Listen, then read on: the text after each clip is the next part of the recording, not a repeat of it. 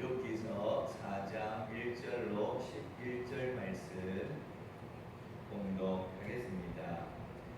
대만 사람 엘리바스가 대답하여 이르되 누가 내게 말하면 내가 실증을 내겠느냐?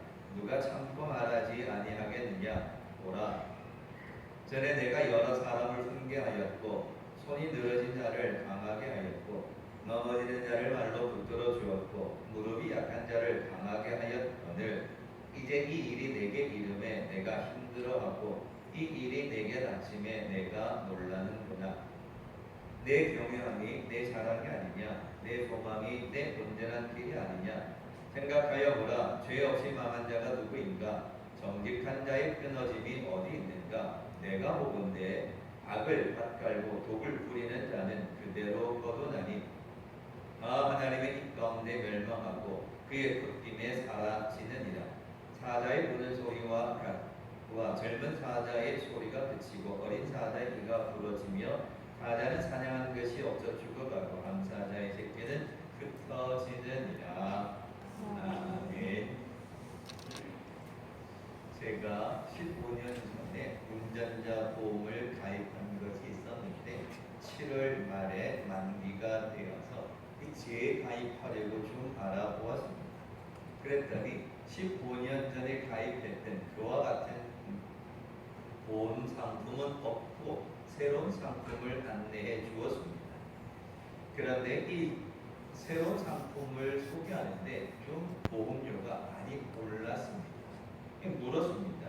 왜 올랐느냐 그랬더니 민식이법, 또 여러 가지 법들이 많이 생겨서 여러 가지 기준이 달라짐으로 인해 배상하는 조건이 달라져서 월 납입하는 보험료가 많이 올랐다, 이렇게 설명해 주었습니다. 기준이 달라졌다는 겁니다. 15년 전하고 지금하고는 기준이 달라져서 보험료가 인상되었다. 계약의 조건, 배상의 조건, 여러 기준 조건이 달라져서 보험료가 많이 올랐다라는 겁니다. 기준이 어딘가에 따라서 방향이 많이 달라진다는 겁니다. 요즘 축구 경기를 보고 있으면 비디오 판독하는 장면이 많이 있습니다. 골을 넣었는데 그게 골인가 오프사이드인가 심판이 판독할 수 없어서 비디오 판독을 합니다. 경기가 한참 진행 중에 심판이 호루라기를 듭니다. 파울이라는 겁니다.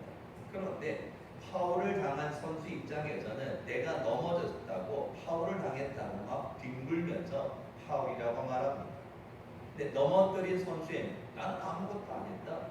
근데 제가 혼자 넘어진 거다. 이게 무슨 파울이냐? 이렇게 표현을 합니다.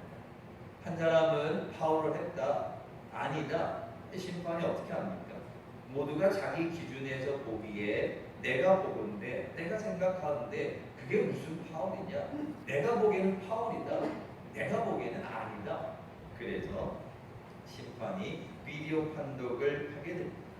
그래서 옳고 그름을 판단하죠. 그러니까 파울이면 선포하고 잘못되었으면 그 파울을 취소합니다. 이것이 경기의 규칙이요 방법입니다. 그것이 지켜질 적에 공정한 경기가 진행됩니다. 그렇지 않고 선수는 선수대로 심판은 심판대로 내가 보건대 내가 생각하건대라는 기준을 가지고 시합에 임하면 경기가 온전히 이루어지지 않습니다. 공정한 경기가 이루어지기 위해서는 그 조건이 충족되어야 하죠. 오늘 읽은 본문에도 내가 보건대라는 말이 기록되어 있습니다. 이 말은 욥이 고난당한 것을 듣고 찾아온 욥의 친구 엘리바스가 한 말입니다. 욥이 당한 고난을 바라보며 욥을 위로해야 되는데 그것이 내가 보건대라는 말로 시작합니다. 자기 기준에서 보니까 자기 생각에서 보니까 욥의 문제는 이러하다라고 이야기합니다. 결국은 위로하러 왔다가 오히려 내가 보건대라는 그 말 때문에 위로가 아니라 욥에게 더 큰 상처를 주고 말았다는 겁니다. 오늘 이 아침 예배 드리는 성도 여러분, 우리는 하나님을 믿는 믿음의 사람입니다. 하나님을 믿는 믿음의 사람이기 때문에 예배의 자리에 있습니다. 요즘 기도하며 설교 준비할 때마다 설교의 주제, 핵심 여러 가지가 있는데 가장 핵심을 무엇으로 삼아야 할까 많은 고민을 합니다. 그럴 때마다 믿음의 가장 기본이 되는 게 무엇인가, 설교의 가장 핵심을 무엇으로 삼아야 할까 늘 고민하며 기도할 때마다 주께서 들려주시는 말씀은 다른 거 아닙니다. 하나님 그 자체입니다. 신앙은 하나님을 믿느냐 예수를 믿느냐 이것이 가장 기본 원칙이라는 겁니다. 그러면서 하나님은 하나님을 믿는 성도들에게 세상 가운데 살아가면서 하나님의 자녀로 살아가는 기준, 원칙, 그 방법을 알려주셨는데 그것이 바로 말씀이라는 겁니다. 기록되어진 66편의 말씀을 통해 하나님이 말씀을 주신 것은 이 세상을 살아가는 하나님의 기준이, 하나님의 생각이, 하나님의 방법이 뭐냐 그걸 알려주는 것이 하나님의 말씀이라는 겁니다. 요즘 살아가기 어렵다. 쉬운 곳 어느 한 곳 없습니다. 하나님을 믿는 사람이든 아니 믿는 사람이든 물질이 많든 적든 건강하든 그렇지 못하든 모두가 힘든 세상입니다. 그렇지만 이런 세상에서 믿음을 가지는 우리는 어떤 삶을 살아가야 합니까? 믿음의 기준이 있어야 한다는 겁니다. 지난 5월 13일부터 전동 퀵보드를 탈 때 기준이 바뀌었습니다. 운전면허가 있어야 하고 헬멧을 써야 하고 혼자 타야 하고 술 먹고 타서는 안 되고 여러 새로운 기준으로 바뀌었습니다.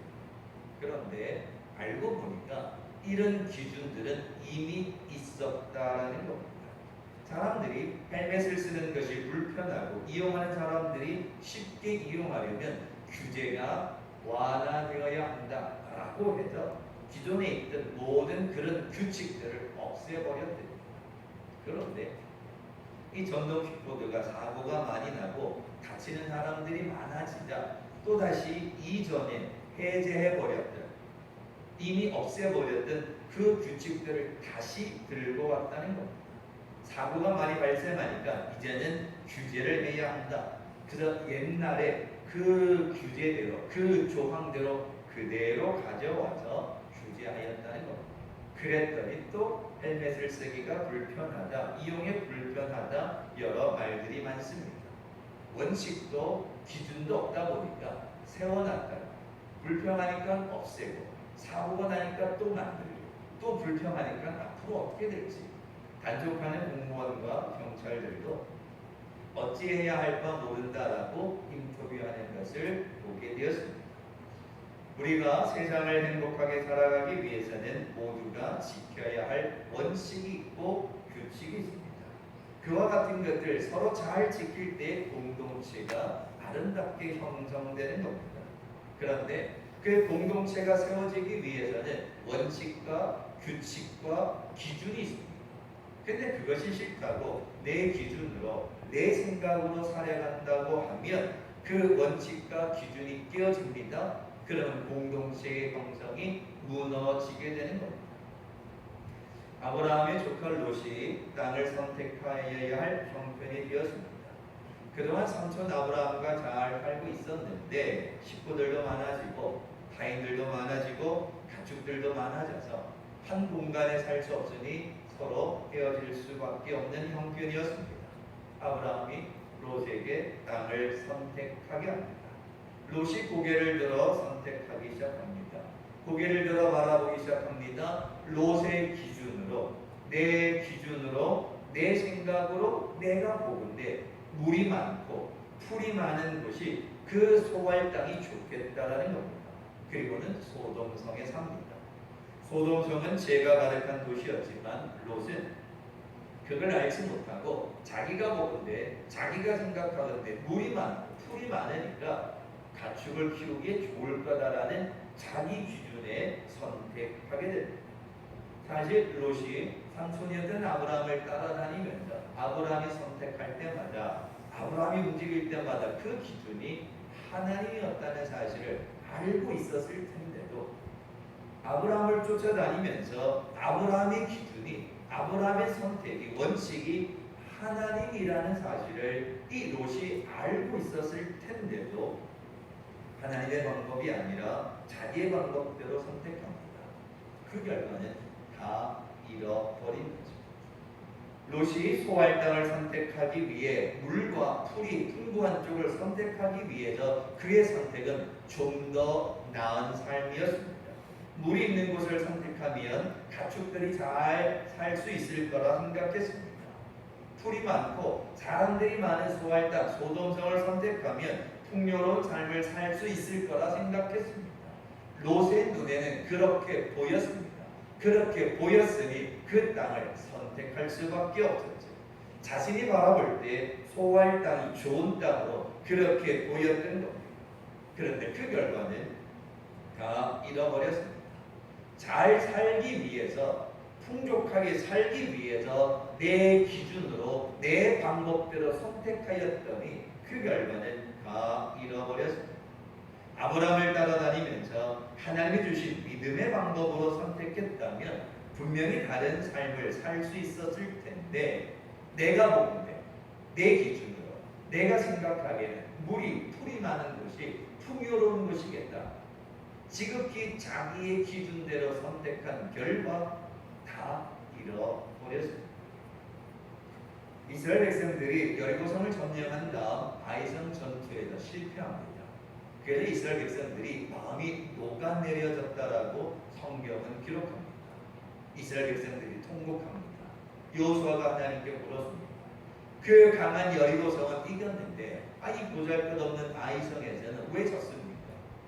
누군가가 죄를 범하여, 그러니까 제비 뽑기를 선택합니다. 누가 죄를 지었는지 제비를 뽑았더니 아간이라는 사람이 선택되었습니다. 그리고는 아간이 백성들과 여호수아 앞에 불려 나왔습니다. 그리고는 네가 무슨 죄를 지었느냐?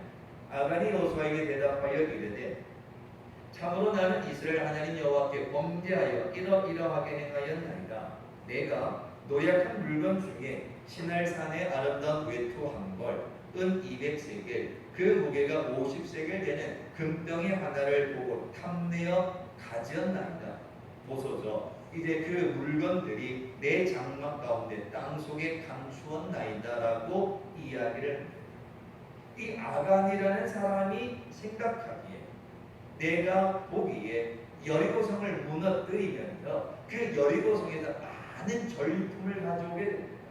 여리고성은 아주 큰 성이었습니다. 그러면서 그 무너지는 여리고성에서 많은 전리품을 가져올 적에 이 외투 한 벌이, 이 금덩어리가, 이 은이, 이 많은 것 중에는 아무것도 아닐 거다라고 스스로 생각했던 겁니다. 그러나 여리고성을 공격할 때에 하나님께서 이스라엘 백성들과 약속하기를 여리고성의 전리품은 다 하나님께 드리게 되어 있었습니다. 여리고성에서 취하는 건 다 하나님께 드려서 하나님의 방법대로 쓰길 원하셨습니다. 그런데 이 아간이라는 사람은 하나님의 말씀을 생각한 것이 아니라 내가 생각하는데, 내가 보는데 이 많은 것 가운데 이 외투 한 벌, 이 은, 이 금, 이 몇 개가 뭐 의미가 있겠는가? 아무것도 아닐 거다. 티도 나지 않을 거다. 스스로 생각하여서 자기의 장막에 숨겨두었습니다. 그 결과가 아이성 전투에서 패하게 되어지고 자신의 백성들이 죽게 되어지고 아이성 사람들이 쫓아오므로 이스라엘 백성들의 마음이 녹아내리게 되는 그 결과를 가져올 거라고는 생각하지 못했던 겁니다. 아간의 생각은, 내 생각에, 내가 보기에 이 정도는 아무것도 아니겠지 라고 생각했던 겁니다. 공동체가 세워지기 위해서는 지켜야 할 것이 있습니다. 이미 여리고성을 공격하며 하나님의 것이었음을 선포했는데 내가 보기에, 내가 생각하건대 이건 아무것도 아닐 거라는 그 생각이 문제를 일으켰던 겁니다. 오늘 본문의 욥의 친구 엘리바스도 마찬가지입니다. 욥이 자녀를 잃어버렸습니다. 재산을 잃어버렸습니다. 몸에는 종기가 나서 고생하는 중에 있습니다. 그 욥의 친구들이 욥을 위로하러 왔는데 욥이 당한 형편을 보니까 뭐 할 말이 없었습니다. 그래서 2장 중간에 보면 7일 동안 아무 말도 못하고 그냥 욥을 지켜봅니다. 욥기 3장에서 욥이 자기를 위로하러 왔던 친구들 앞에서 너무 힘드니까 고민을 이야기합니다. 내가 태어나지 않았으면, 내가 죽었으면 이런 고난을 당하지 않았을 텐데 자신의 생명 태어난 것을 저주하면서 욥이 스스로 속상해합니다. 그와 같은 이야기를 듣고 있던 엘리바스가 하는 말이 오늘 1절부터 이야기입니다. 욥의 고백을 들었던 엘리바스가 7일 동안 아무 말도 안 하다가 조심스럽게 입을 열었습니다. 욥, 이전에는 다른 사람을 위로하고 넘어진 자를 세워줬던 욥이 어떻게 이렇게 되었느냐? 다른 사람이 어려움을 당할 때 열심히 위로하고 도와줬던 사람이 이제 자신이 어려움을 당했다고 해서 이렇게 절망하고 있으면 어떡하냐? 사실 1절로부터 이야기하는 이 엘리바스는 욥을 좀 비꼬는 말로 이야기하였던 겁니다. 하나님을 경외하는 것이 욥 너의 자랑 아니었느냐? 하나님을 잘 믿는다는 것이 너의 자랑 아니었느냐? 이제 와서 어려움을 당했다고 태어나지 않았으면 죽었으면 하고 그렇게 말하고 있으면 너의 믿음이 뭐냐? 너의 신앙 같지 않냐? 이런 식으로 이 엘리바스가 이야기를 했던 겁니다. 그러면서 7절에 엘리바스가 말하기를 생각해봐라. 죄 없이 망한 자가 누구인가? 정직한 자의 끊어짐이 어디에 있는가? 생각해봐라. 이건 네가 죄를 지었기 때문이다. 죄를 지었기 때문에 고난당한 거다라고 이야기를 하는 겁니다. 사실 죄로 인한 고난도 있지만 욥에게 일어난 고난은 죄로 인한 고난이 아니었습니다. 욥에게 믿음이 있느냐? 하나님이 시험하고자 하는 하나님의 시험이었지 죄 때문에 일어나는 건 아니었습니다. 그러면서 엘리바스가 8절에 덧붙이기를 내가 보건대 내가 생각하기에는 내가 보기에 하면서 자기 이야기를 합니다. 죄를 범하였기 때문에 욥 네가 자녀를 잃어버리고 재산을 잃어버리고 몸에 종기가 생긴 건 죄 때문이다. 내 생각에는 내가 보기에는 욥 네가 죄 때문에 이런 일을 경험했다라고 이야기를 하는 겁니다. 실제로는 아니었습니다. 엘리바스가 자기가 보건대 자기의 생각으로 판단해서 말했지만 그건 하나님의 뜻이 아니었습니다. 엘리바스는 자기의 생각을 하나님의 뜻인 것처럼 잘못 이야기하고 있습니다. 엘리바스의 생각은 하나님의 뜻과 전혀 다른 거였습니다. 우리가 신앙생활하면서 가장 많이 범하는 실수가 무엇인지 아십니까? 하나님의 뜻과는 전혀 상관없이 살아가면서 하나님의 뜻을 자기 멋대로 해석한다는 겁니다. 자기 생각대로, 자기 방법대로, 자기 마음대로 살아가면서 그것이 하나님의 뜻인 것처럼 살아가려 할 때가 많다는 겁니다. 신앙에는 기준이 있고 원칙이 있습니다. 그것이 바로 하나님의 말씀입니다. 예수님도 내 뜻대로가 아니라 아버지의 뜻대로 살아야 한다라고 이야기를 하게 되었던 겁니다. 코로나 시대에 한국교회가 위기를 당한 이유가 어디 있습니까? 내 생각대로 살았기 때문입니다. 한국교회는 위기 상황 속에서 하나님의 말씀을 더 들여다보지 않았습니다. 하나님의 말씀에 더 집중하지 않았습니다. 그저 일어나는 현상 속에서 내가 생각하기에는 이런 일들 때문에 오히려 한국교회가 힘이 되어야 하는데 그 빛을 잃어버렸습니다. 오히려 지탄의 대상이 되고 말았던 겁니다. 우리가 사실 살아가다 보면 하나님의 말씀을 기준으로 살아가는 것이 쉽지 않습니다. 하나님의 말씀대로 살고 싶은 마음이야 왜 없겠습니까? 그런데 세상을 살다 보니 사람들과 접촉하다 보니 세상에 즐길 거리가 많다 보니까 내 생각대로 살아갈 때가 더 많습니다. 그래서 우리는 교회 와서 예배 드릴 적에는 하나님의 뜻대로 가겠습니다, 아멘 했지만 교회 밖을 벗어나는 순간 세상이 이런데, 세상이 어려운데, 세상이 복잡한데 그저 적당히 살아가야지 라고 할 때가 많습니다. 바로 그 기준이, 그 생각이 우리의 믿음을 흔들어 버렸고, 그 흔들린 믿음이 한국교회를 어렵게 만들었던 겁니다. 바울의 하나님의 말씀을 따라합니다. 이전에 하나님을 믿지 않았을 적에는 자기 열심에 사로잡힌 자였습니다. 자기 생각에 사로잡혀서 예수 믿는 자를 핍박했던 사람입니다. 그러나 그가 예수를 영접하고는 어떻습니까? 자기 생각을 다 뱃을 물러버리고 이제는 내 안에 예수만, 이제는 내 안에 주님만, 이제는 내 안에 하나님만이 살아계신다라고 고백하며 나아가는 것이 바울의 신앙 고백입니다. 공동체가 사는 세상에 공동체가 움직이기 위한 원칙이 있고 기준이 있습니다.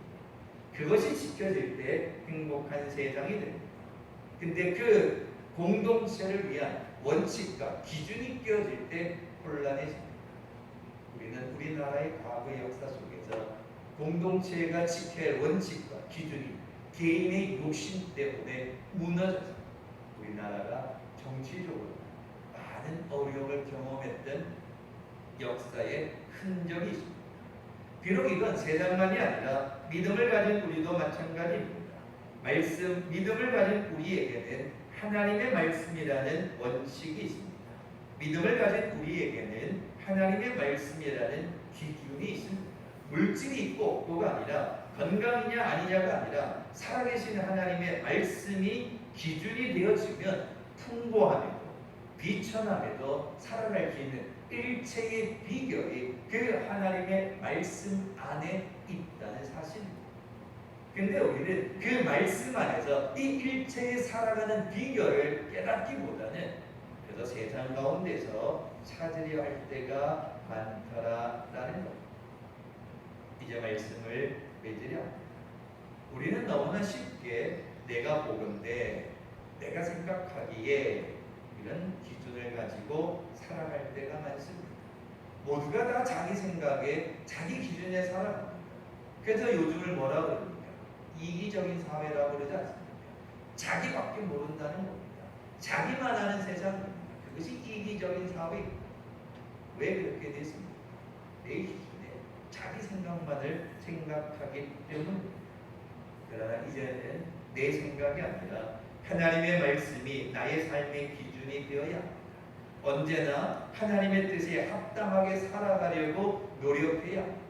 하나님의 말씀이 기준이 되어지면, 하나님의 말씀이 나의 삶의 중심이 되어지면 세상 가운데서, 어지러운 세상 가운데서 하나님이 주시는 진리가 그 안에 담겨져 있다라는 겁니다.